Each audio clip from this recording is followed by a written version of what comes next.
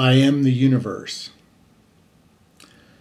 Some quantum physicists say that the universe is one thing, one field.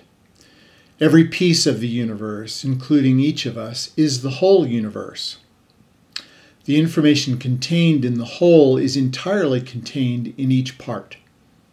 They call that the holographic universe.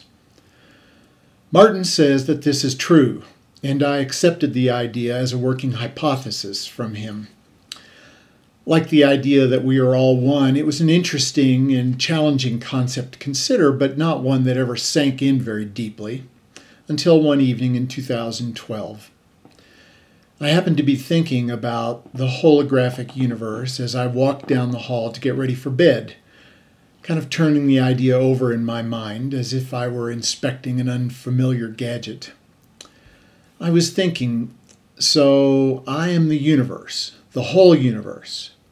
I can know anything in the universe because all information is in me. And then between one step and the next, I was the universe.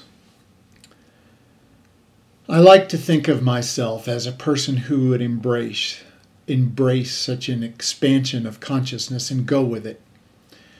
Instead, I recoiled from it just as I had done from the awareness of being 32 people.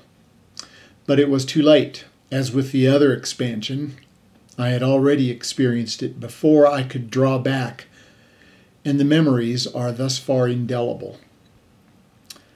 5 or 10 minutes later, I reached out mentally for the experience I had just had, and bam, I was the universe again. And again I jerked back. It was like a reflex, as if I had no free will in the matter. Being the universe means ego death. A peek was all I could get. When I saw Martin a few days later, he said that the first time he experienced himself as the universe, it lasted half an hour. Afterwards, he was so disoriented that he couldn't walk.